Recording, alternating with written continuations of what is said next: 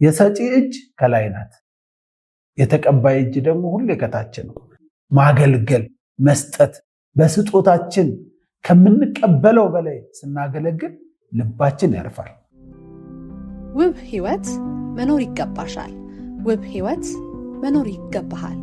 በዓላማ በተስፋና ህይወትን ወዶ መኖር ይገባሻል፣ ይገባሃል።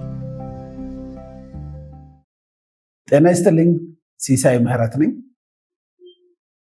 በህይወት ለምንድን ነው ልባችን ማረፍ ያቃተው?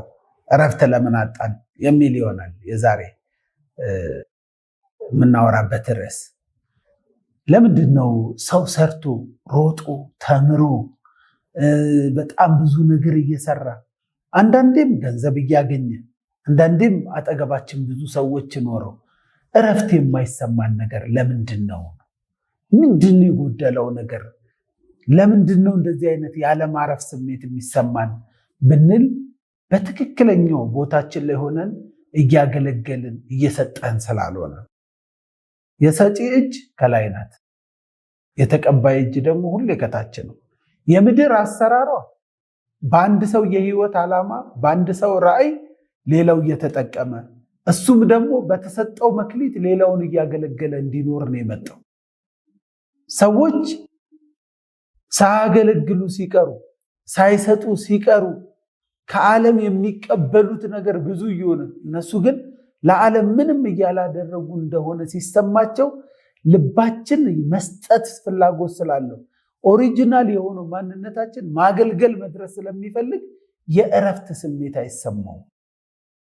ሰው እረፍት እንዲሰማው ካስፈለገ ከሚቀበለው በላይ መስጠት አለበት፣ ማገልገል አለበት ማለት ነው።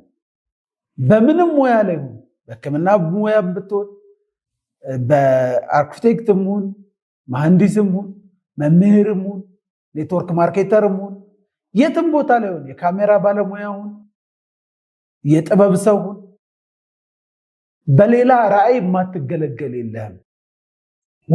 ሰው በራሱ ሙሉ አይደለም። አንዳችን ለአንዳችን ነው የምንሆነው። አንዱ ሌላውን ያገለግላል፣ በሌላው ራዕይ ይገለገላል። ነገር ግን የሚያገለግለው እያነሰ እየተገለገለ ብቻ ሲኖር ልብ እረፍት ያጣል። ለምን? ሊሰጥ መጥቶ ሊያደርግ መጥቶ ሊያበረክት መጥቶ ተቀባይ ብቻ ይሆናል። ስለዚህ ለምንድን ነው ሰዎች ገንዘብ እያገኙላ የማያርፉት? እረፍት የማይሰማቸው እያገለገሉበት ስላልሆነ ነው። ማገልገል፣ መስጠት፣ በስጦታችን ከምንቀበለው በላይ ስናገለግል ልባችን ያርፋል። የልብ እረፍት ደግሞ ትልቁ የህይወት ስኬት ነው። ልብ ያርፋል ማለት ስራ አይሰራም ማለት አይደለም። ያረፈ ልብ ነው ትልቅ ስራ የሚሰራው። ስለዚህ ልባችን ሲያርፍ ተአምር መፍጠር እንችላለን። የመቅበዝበዝ ስሜት ውስጥ ስንሆን ግን ምንም አቅማችን እንዳለ ሳንጠቀመው ነው የምንቀረው። ስለዚህ አስቡ እስኪ፣ ለምንድን ነው እረፍት ያላገኘሁት? ለምንድን ነው የምፈልገውን ህይወት መኖር ያቃተኝ? ምንድን ነው የሙሉነት ስሜት የማይሰማኝ ካለን ቦታችን ፈልገን አላገኘንም ማለት ነው። የህይወት ዓላማችን አልተረዳንም ማለት ነው። ስለዚህ የህይወት ዓላማህን ወቅ፣ የህይወት ዓላማሽን ወቅ፣ ተረጁ። ከመቀበል በላይ እናገልግል። ያኔ እረፍት ይኖራል፣ ደስታ ይኖራል፣ አበርክቶ ከፍ ያለ ይሆናል። ውብ ህይወትም ያለው በማበርከት ውስጥ ነው። ስለዚህ ውብ ህይወት እንድትኖሩ አበርካች እንድትሆኑ ቦታችሁን ለዩ። ማገልገል የምትፈልጉበትን ቦታ ለዩት። ያኔ በእረፍት ትኖራላችሁ። አመሰግናለሁ። ውብ ህይወት መኖር ይገባሻል። ውብ ህይወት መኖር ይገባሃል።